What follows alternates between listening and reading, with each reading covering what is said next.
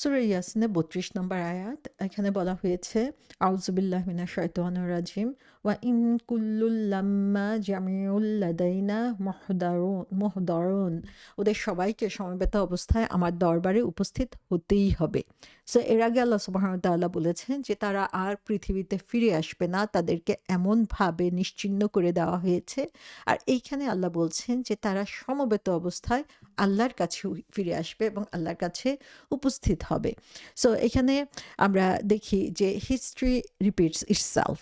So বারবার এই ধরনের ঘটনা পৃথিবীতে ঘটেছে আগে, এবং এখন আবার সে ধরনের ঘটনাই ঘটতে যাচ্ছে এই কুরাইশদের সামনে। সো আগের লোকেরা দেখা গিয়েছে যে তারা পৃথিবী থেকে সম্পূর্ণভাবে ধ্বংস হয়ে গিয়েছে, কিন্তু ডেফিনেটলি তাদেরকে আবার আল্লাহর কাছে ফিরে আসতে হবে। সো এখানে আমরা কি দেখি? এখানে আমরা দেখি যে মানুষের কাজ এই দুনিয়াতে শেষ হয়ে যায় না। তার একটা কনসিকুয়েন্স রয়েছে, তার একটা ফলাফল রয়েছে। আমি একটা কিছু করে ফেললাম এবং সেই কনসিকুয়েন্সে ভয় করলাম না, সেটা আসলেই হচ্ছে অযৌক্তিক। সো আখিরাতে ইভেনচুয়ালি আল্লাহ সুবহান তাআলার সামনে আমাদেরকে হাজির হতে হবে, এবং এটা আমাদের কাজের জন্য যে অ্যাকাউন্টেবিলিটি সেটাকে স্মরণ করে দেয়। সো এই কথাটাই আল্লাহ সুবহানাহু ওয়া তাআলা বলছেন যে তারা যেভাবে একসাথে ধ্বংস হয়ে গিয়েছে তেমনিভাবে একসাথে আবার তাদেরকে আল্লাহর সামনে হাজির করা হবে। সো আল্লাহ এখানে মুহদারুন শব্দটা বলেছেন যে তাদেরকে প্রেজেন্ট করা হবে। সো এখানে বলা হচ্ছে দে উইল বি প্রেজেন্টেড, যে তাদেরকে প্রেজেন্ট করা হবে। এখানে আল্লাহ সুবহানাহু ওয়া তাআলা হাদিরুন বলেন নাই যে তারা নিজেরাই নিজেদেরকে প্রেজেন্ট করবে। তো এখান থেকে আমরা দেখি যে আল্লাহ সুবহানাহু ওয়া তাআলা বলছেন যে হাদির শব্দটা হচ্ছে এরকম, যখন কাউকে সামনে উপস্থিত করা হয় তার কাজের কোনো ফলাফল দেওয়ার জন্য, সে কনসিকুয়েন্স দেওয়ার জন্য। সো তাদেরকে শুধু সেখানে প্রেজেন্ট করা হবে না, এই জন্যই প্রেজেন্ট করা হবে যেন হচ্ছে তাদের যে কাজ তারা দুনিয়াতে করে এসেছে সেটার হিসাব তারা এখন দিতে পারে।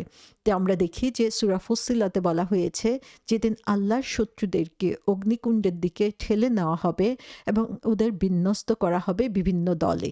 তো এখানেও আমরা দেখি যে দলে দলে তখন তারা হচ্ছে সে আগুনের দিকে ছুটে যাবে। সো আল্লাহ এখানে প্রত্যেককেই আসলে স্মরণ করিয়ে দিচ্ছেন যে ইচ অ্যান্ড এভরি পার্সন, বর্তমান অথবা অতীতের অথবা ভবিষ্যতের, প্রত্যেককেই হচ্ছে আল্লাহর কাছে ফিরে যেতে হবে। প্রত্যেককেই প্রেজেন্ট করা হবে তার সামনে তাদের হিসাব দেওয়ার জন্য, এবং অ্যাট দ্য টাইম যে যারা হচ্ছে ভালো কাজ করেছে, আল্লাহর দেওয়া নির্দেশগুলো মেনে চলেছে, তাদেরকে আল্লাহ পুরস্কার দিবেন, এবং যারা খারাপ করেছে অবশ্যই সেটার পরিণামও তাদেরকে ভোগ করতে হবে। এবং যত জাতি অতীতে ধ্বংস হয়ে গিয়েছে এবং ভবিষ্যতে যত আসবে সবাইকে আল্লাহ সুবহানাহু ওয়া তাআলা ডে অফ জাজমেন্টে তার সামনে হাজির করবেন। সো এখানে আমরা দেখি যে আবু হায়ান এই আয়াতের ব্যাপারে কমেন্ট করতে যেয়ে তিনি বলেছেন যে এই আয়াতটা উল্লেখ করা হয়েছিল যখন ধ্বংস করে দেওয়া হয়েছিল, যে মানুষদের উপরে যে ধ্বংস এসেছিল সেটার কথা বলার পরে, যেটা হচ্ছে আখিরাতের যে সম্ভাব্যতা সেটাকে প্রমাণ করে, এবং যারা এই দুনিয়াতে শাস্তি পেয়ে গিয়েছে এটাই তাদের শেষ শাস্তি সেটা না, বরং তাদের জন্য আখিরাতে আরও বেশি শাস্তি রয়েছে, এবং তাদেরকে হচ্ছে আখিরাতে যেয়েই আল্লাহ সুবহানাহু ওয়া তাআলার সামনে হাজির হতে হবে, হিসাব দিতে হবে, এবং আরও বেশি পানিশমেন্টের মুখোমুখি হতে হবে। সো এই ব্যাখ্যাটার মাধ্যমে আমরা দেখি যে এই দুনিয়াতে যারা পানিশমেন্ট পেয়ে গিয়েছে অনেকেই বলে যে হ্যাঁ আমি কষ্ট পেয়ে গেছি, আমার আর ভয় নাই কোনো। তো আসলে আখিরাতে পানিশমেন্ট হবে চরম হিসাবের পরে, যখন তাদের পুরো জাজমেন্ট শেষ হবে তখন তাদের যে হিসাব হবে সেই হিসাব অনুযায়ী তাদের পুরস্কার অথবা শাস্তি সেখানে নির্ধারিত হবে। সূরা হুদে বলা হয়েছে, আর যত লোকই হোক না কেন, যখন সময় হবে তোমার প্রভু তাদের সকলেরই আমলের প্রতিদান পুরোপুরি দান করবেন। নিশ্চয়ই তিনি তাদের যাবতীয় কার্যকলাপের খবর রাখেন। তাহলে এখানে হতাশ হওয়ার যেমন কোনো সুযোগ নাই, তেমনিভাবে অ্যারোগেন্ট হওয়ার সুযোগ নাই যে হ্যাঁ আমাকে কেউ ধরতে পারবে না বা আমাকে কেউ কিছু করতে পারবে না, সেই কথা বলার কোনো সুযোগ নাই, কারণ সেদিন সবাইকেই হাজির করা হবে। সূরা জুমারে বলা হয়েছে, কাফিরদিকে জাহান্নামের দিকে দলে দলে হাঁকিয়ে নেওয়া হবে। তারা যখন সেখানে পৌঁছাবে তখন তার দরজাসমূহ খুলে দেওয়া হবে, এবং জাহান্নামের রক্ষীরা তাদেরকে বলবে, তোমাদের কাছে কি তোমাদের মধ্য থেকে পয়গম্বর আসেনি? যারা তোমাদের কাছে তোমাদের পালনকর্তা আয়াতসমূহ আবৃত করত এবং সতর্ক করত এই দিনের সাক্ষাতের ব্যাপারে?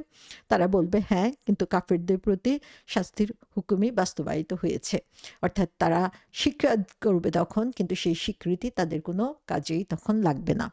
সো এখানে আমরা দেখি যে মূলত মানুষের যে জবাবদিহির সম্মুখীন হতে হবে, জবাবদিহিতার ভয় নিজেদের মধ্যে কার্যকর করতে হবে, সেই কথাটাই এখানে বলা হয়েছে যে সেদিন সবাই সমবেতভাবে আল্লাহর সামনেই হাজির হবে এবং সেখানে বিচার কার্য করা হবে।